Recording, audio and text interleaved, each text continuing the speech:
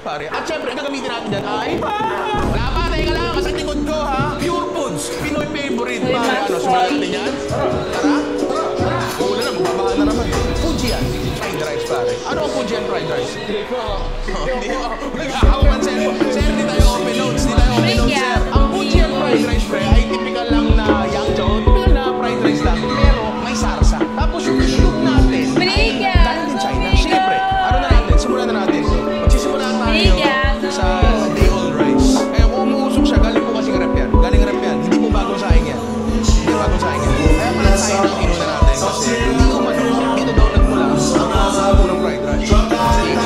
Usually pala, dito sa klase ng fried rice na ito, may ano na ito, may itlog na may integrated. Pero dito wala kasi sinulay na. Sinulay, di ba? Di ba? So, bawang. Hindi mahirap na bagay ito. Kahit huwag nyo nang anuhin, huwag nyo nang tustahin, kailangan lang bumango siya. Sibuyas.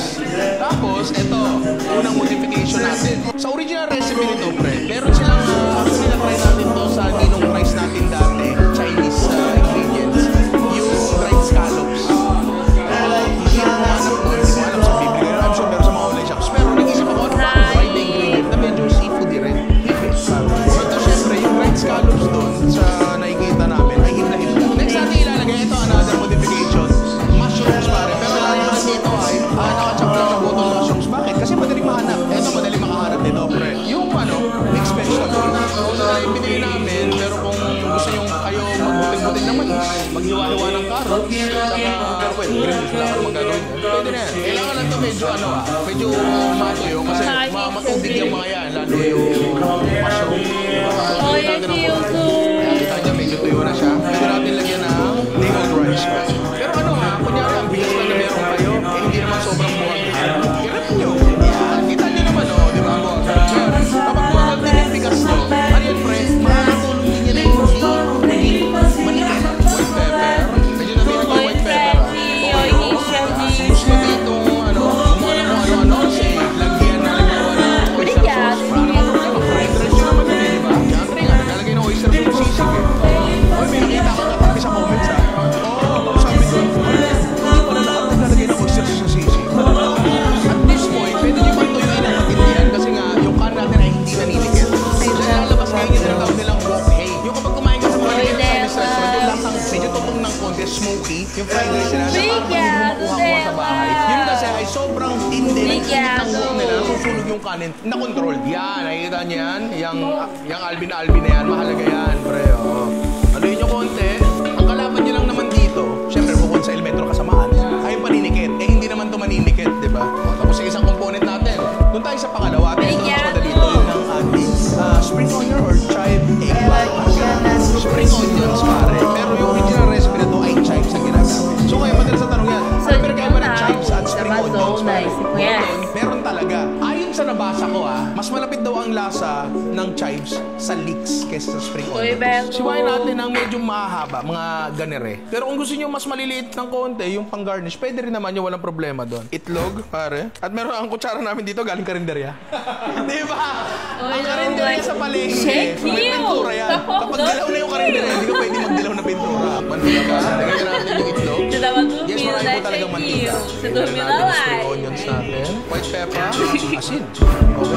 Ganyan lang. Masarap na ito eh. Ako kasi mahilig ako sa spring onions. So nakaraan, nag-Japanese restaurant tayo, pero may nakain tayo na manipes, tapos nakabalot sa spring onions sa manipes na beef, tapos inihaw. Ang sarap nun. Shake yan pa kung ito natin, dali lang. Ano ba masarap gamitin? Para sa sulit. Pare, at syempre, gagamitin natin dyan ay... Wala pa, teka lang, kasi likod ko ha. Pure Foods, Pinoy favorite. Pare, ano, sumalit na dyan? Tara? Wala na, magbabaan na naman. Fujian, fried rice, pare. Ano ang Fujian fried rice? Hindi ko, nag-aawan, sir. Sir, di tayo open notes, di tayo open notes, sir. Ang Fujian fried rice, pre, ay typical lang na yangzhou, typical na fried rice lang, pero may sarsa. Tapos yung islog natin ay galing din China. Siyempre, ano na natin, simulan na natin to. Magsisimula tayo sa day-old rice. Kaya kung umuusok siya, galing po kasing rep yan. Galing rep yan, hindi po bagong saing yan. Hindi bagong saing yan. Kaya pala tayo ng inuna natin. Kasi hindi ko manok, dito daw nagmula ang unang fried rice. Usually pala, dito sa klase ng fried rice na ito, may ano na ito, may itlog na integrated. Pero dito wala kasi sinulay natin. Sinulay, di ba? Di ba? So, bawang.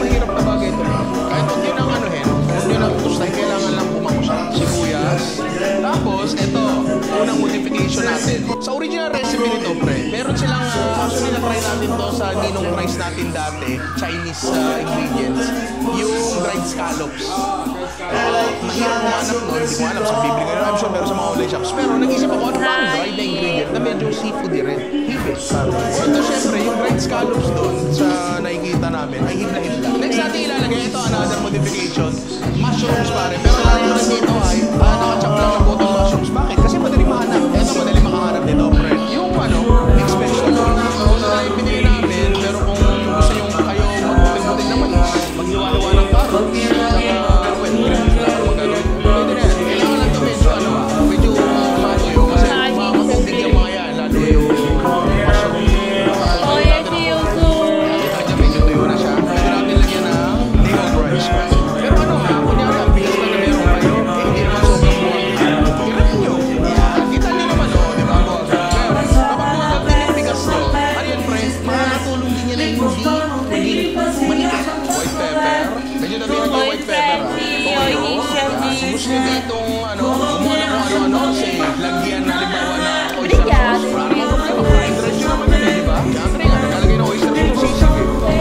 May nakita ko katabi sa comments ha. Sabi doon, hindi pa na lahat naglalagay ng oyster sauce sa sisig. At this point, pwede nyo pang tuyuin ang matindihan kasi nga, yung kan natin ay hindi naninigit. Diyan lalabas kayo yung tinatawag nilang wok hay. Yung kapag kumain ka sa mga Chinese restaurant, yung lasang medyo tutong ng konti, smoky, yung fried rice nila, siya parang hindi mo makuha sa bahay. Yun kasi ay sobrang tindi ng init ng wok nila, susunog yung kanin na controlled. Yan, nakikita niyo yan? Yung Alvin na yan, mahalaga yan, pre. Haluin nyo konti. Ang kalaban nyo lang naman dito, syempre bukod sa elemento ng kasamaan, ay yung paninikit. Hindi naman ito maninikit, di ba? Tapos sa isang component natin, doon tayo sa pangalawa. Ito mas madali ito, yung ng ating spring onion or chive egg pie. Spring onions, pare. Pero yung original recipe na ito ay chives ang ginagamit. So ngayon, madalas sa tanong yan, ano pinagkaiba ng chives at spring onions? Meron talaga. Ayon sa nabasa ko, mas malapit daw ang lasa ng chives sa leeks kaysa sa spring onions. Siwain natin ang medyo mahahaba, mga ganere. Pero kung gusto nyo mas maliliit ng konti, yung pang-garnish, pwede rin naman yung walang problema doon. Itlog, pare. At meron ang kutsara namin dito, galing karinderya. Di ba? Ang karinderya sa palengke. Pintura yan. Kapag dilaw na yung karinderya, hindi ka pwede magdilaw na pintura. Pandilaw ka, lagyan natin yung itlog. Yes, marami po talaga mantika. Onions natin. White pepper, asin. Okay na. Ganyan lang. Masarap na ito. Ako kasi mahilig ako sa spring onions. Yung nakaraan, nag-Japanese restaurant tayo, pre, may nakain tayo na manipis, tapos nakabalot yung spring onions sa manipis na beef, tapos inihaw. Ang sarap nun. Okay na yan, pre. Yan ang itlog natin. Dali lang. Ano ba ang masarap gamitin?